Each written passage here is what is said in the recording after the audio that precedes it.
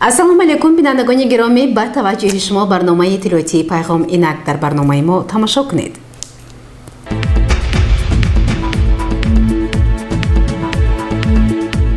субҳи санаи 5 декабри соли равон дар толори маҷлисгоҳи мақомоти иҷроияи маҳаллии ҳокимияти давлатии шаҳри Панҷакент ҷаласаи ҳафтавори назоратии назди раиси шаҳр баргузор гардид, ки дар он масъалаҳои муҳими соҳаҳои иқтисодиёт ва иҷтимоиёти шаҳр мавриди баррасӣ қарор гирифт. дар доираи дастуру супоришҳои асосгузори сулҳу ваҳдати миллӣ пешрӯи миллат, президенти ҷумҳурии Тоҷикистон муҳтарам Эмомалӣ Раҳмон ва вазифагузориҳои муовини аввали раиси Маҷлиси Миллии Маҷлиси Олии Ҷумҳурии Тоҷикистон, раиси вилояти Суғд Раҷаббой Аҳмадзода дар маҷлиси назоратии назди раиси шаҳри Панҷакент Абдухолиқ Холиқзода, ки субҳи санаи 5 декабри соли равон баргузор гардид, масъалаҳои муҳими соҳаҳои иқтисодӣ ва иҷтимоии шаҳр мавриди баррасӣ қарор гирифт. дар оғози ҷаласа раиси шаҳр ба ҳозирин масъалаҳоеро, ки дар маҷлиси навбатии ҳукумати ҷумҳурии Тоҷикистон мавриди муҳокима қарор гирифта буданд, аз ҷумла рафти иҷрои барномаи рушди саноати сабук дар ҷумҳурии Тоҷикистон то соли 2022-ро тавзеҳ дода, таъкид намуд, ки дар доираи ин барнома истеҳсоли либосҳои мактабӣ дар шаҳр афзуда, баробари ин дар ин самт ҳанӯз на ҳамаи имкониятҳои мавҷуда истифода шудаанд. Ба раисони ҷамъиятҳои деҳот, роҳбарони дигар сохторҳои марбута дастур дода шуд, ки барои ташкили корхонаҳои хурди истеҳсоли маҳсулоти ҳунарҳои мардумӣ дар деҳот тадбирҳои амалӣ андешанд. раиси шаҳр натиҷаҳои ҷаласаи фосилавии ситоди ҷумҳуриявӣ дар бораи сари вақт омода намудани соҳаҳои иқтисодиёт ва иҷтимоияти ҷумҳурӣ барои фаъолияти мунтазам ва самарабахш дар давраи тирамоҳу зимистони солҳои 2022-2023, ки дар он омодагии вилояти Суғд ба фасли сармо мавриди баррасӣ қарор дода шуд, ба ҳозирин шаҳр дода, ба ситоди шаҳрии омодагии соҳаҳои хоҷагии халқ ба давраи тирамоҳу зимистони солҳои 2022-2023 супориш дода шуд, ки ҷиҳати ҳалли масъалаҳои пешомада дар ин давра ва ислоҳи нуқсонҳои ҷойдошта чораандешӣ намоянд. таваҷҷӯҳи роҳбарони ҷамъияти матлуботи шаҳр, корхонаи фаръии давлатии хоҷагии манзилию коммуналӣ, бахши ҳифзи муҳити зист, маркази назорати давлатии санитарии эпидемиологӣ, шабакаҳои барқ, ба захира намудани маводи ғизоӣ, назорат ба ҳолати тозагии шаҳр, беҳдошти таъминот бо барқ ҷалб карда шуд. раиси шаҳр ба роҳбарони ҳама сохторҳое, ки дар иҷрои нақшаи даъвати тирамоҳии ҷавонон ба сафи қувваҳои мусаллаҳи ҷумҳурии Тоҷикистон саҳм гузоштанд, аз номи мақомоти иҷроии маҳаллии ҳокимияти давлатии шаҳр изҳори сипос намуд. дар ҷаласа баъди шунидани гузориши муовини раиси шаҳр Парвина Нақибӣ оид ба рафти обуна ба нашрияҳои давлатӣ, сардори раёсати кишоварзии шаҳр Ғолиб Гадоев оид ба рафти татбиқи барномаи рушди кирмакпарварӣ ва коркарди пилла дар ҷумҳурии Тоҷикистон барои солҳои 2020-2024 ва барномаи рушди соҳаи харгӯшпарварӣ дар ҷумҳурии Тоҷикистон барои солҳои 2022-2026 ба масъулин ҷиҳати иҷрои саривақтии онҳо супориш дода шуд. раиси шаҳр ҳамчунин оид ба таҳияи нақшаи бунёди боғу ток, омодагӣ ба мавсими кишти баҳорӣ, лоиҳаи таҷдиди боғи гулгаштҳои шаҳр, пешгирии сохтмони иншооти худсохт, сохтмони майдончаҳои варзишӣ, ташкили ярмарка фурӯши маҳсулоти кишоварзӣ, омодагӣ ба таҷрили соли нави мелодӣ, ташкили озмунҳои эҷодӣ ва дигар масъалаҳои муҳими рӯз ба масъулин дастуру супоришҳо дод. гузориши Сабрина Акрам ва Исмоҷон Холов.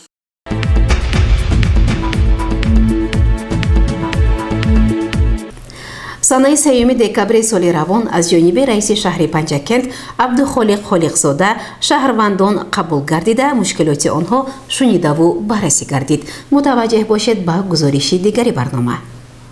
ҳар ҳафта рӯзҳои шанбе тибқи равзани ягона аз тарафи раиси шаҳри Панҷакент Абдухолиқ Холиқзода қабули шаҳрвандон ба вуқӯъ мепайвандад. қабули шаҳрвандон бо иштироки бевоситаи раиси шаҳр Абдухолиқ Холиқзода доир гардида, дар он муовинони раиси шаҳр, роҳбари дастгоҳ ва мудирони шӯъбаву бахшҳо ва зерсохторҳои мақомоти иҷроия ширкат варзиданд. дар рӯзи қабул шаҳрвандон асосан оид ба ҳаллу фасли масъалаҳои таъмин бо ҷойи кор, ёрии моддӣ, шуғулнокӣ, хизматрасонии коммуналӣ, вазъи иҷтимоӣ ва дигар масоили рӯзгору маишати хеш муроҷиат намуданд. маврид ба ёдоварист, ки муроҷиатҳо тибқи Қонуни Ҷумҳурии Тоҷикистон дар бораи муроҷиати шахсони воқеӣ ва ҳуқуқӣ ҷараён гирифта, мавриди баррасӣ қарор дода мешавад.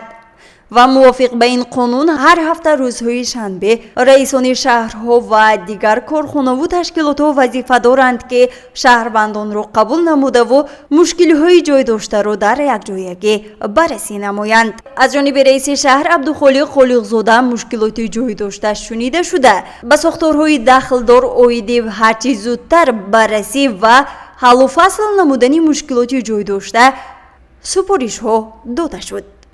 یادرس می‌گردیم که قبول شهروندان در شهر پنجکند بجز از روزهای شنبه در دیگر روزهای هفته نیز براه مانده شده. رئیس شهر پنجکند عبدالخالق خالقزاده همیشه هر شهروندی را که برای حل و فصل مشکلات جای داشته خویش به مقامات اجرایی حاکمیت دولتی شهر پنجکند تشریف می‌آورد، قبول نموده از مشکلات های آنها پرسان می شود و بهر برطرف سازی مشکلات جای داشته همه چاره های ضروری را بر راه می مانند.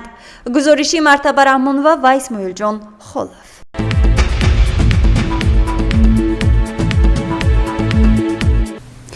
ҳамасола санаи 3 декабр рӯзи байналмилалии маъюбон таҷлил мегардад.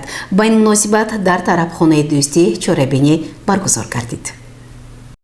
дар партави сиёсати хиратмандонаи асосгузори сулҳу ваҳдати миллӣ пешрӯи миллат, президенти ҷумҳурии Тоҷикистон муҳтарам Эмомалӣ Раҳмон маъюбон таҳти ғамхориву таваҷҷӯҳи ҳукумати ҷумҳурии Тоҷикистон қарор дошта, онҳо пайваста ба кӯмаку ғамхорӣ фаро гирифта мешаванд. дар ин замина аз ҷониби раиси вилояти Суғд Раҷаббой Аҳмадзода низ пайваста кӯмакҳои моливу моддӣ ба маъюбон дастрас карда мешавад.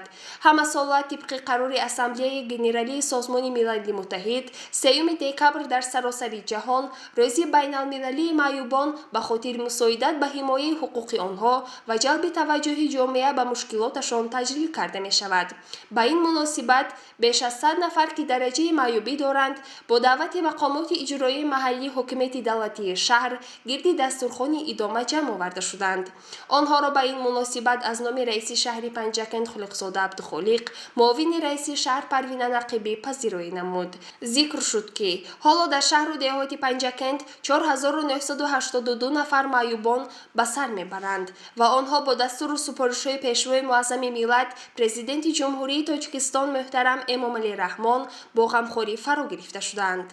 бо супориши мақомоти иҷроии маҳаллии ҳокимияти давлатии шаҳр, корхонаи муассисаҳо, ҷамъиятҳои деҳот, маҳаллаҳои шаҳр, соҳибкорон чун сарпараст ба онҳо пайваста кӯмак мерасонанд. аз ҷумла арафаи рӯзи байналмилалии маъюбон бошандагони муассисаи давлатии хона интернети пиронсолон ва маъюбони шаҳри Панҷакент ва беш аз 100 нафар маъюбон аз ҷониби намояндагони мақомоти иҷроии маҳаллии ҳокимияти давлатии шаҳр, мақомоти худидоракунии шаҳрак ва деҳот, кумитаҳои маҳаллаҳои шаҳр ва соҳибкорон аёдат карда ба онҳо ёрии моддӣ расонида шуд. ҳамчунин бо ташаббуси ташкилоти ҷамъиятии Нури Умед ва мусоидати мақомоти иҷроии маҳаллии ҳокимияти давлатии шаҳр ба беш аз 70 нафар маъюбон дастурхони идона ороста ба онҳо тӯҳфаҳои хотиравӣ тақдим гардид. дар фарҷоми нишасти идона ба иштирокчиёни он тӯҳфаҳои идонаи мақомоти иҷроии маҳаллии ҳокимияти давлатии шаҳр супорида шуда, барномаи ҷолиби ҳунарии санъаткорони шаҳр пешкаш гардид. گزارشی صبرین اکرم و اسماعیل جان خلف.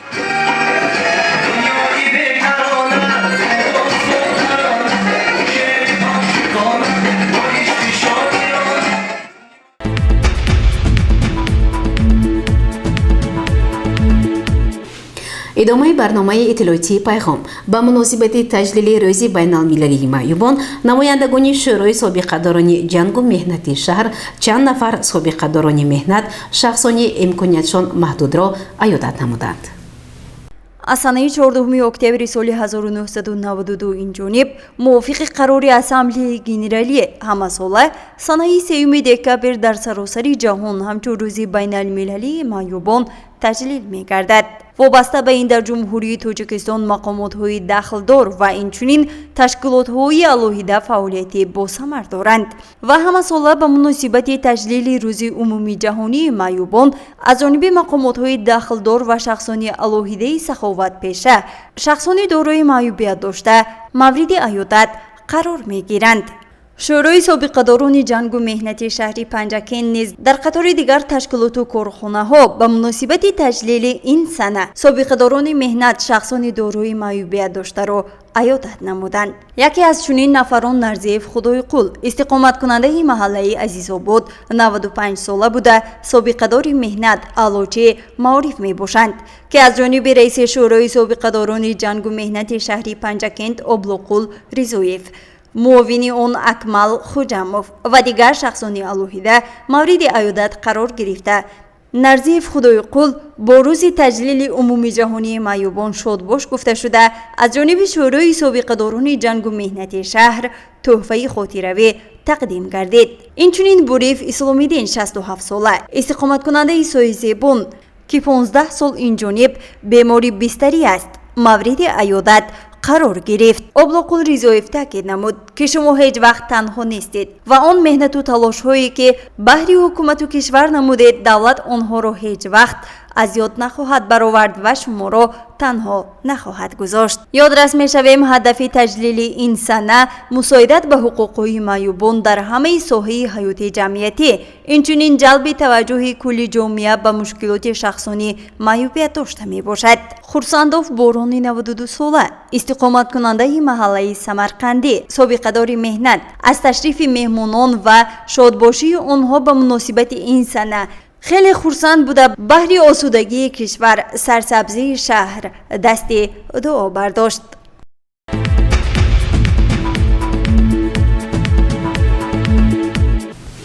бинандагони гиромӣ, ин буд барномаи иттилоотии Пайғом. То барномаҳои навбатӣ саломату сарбаланд бошед. хайр.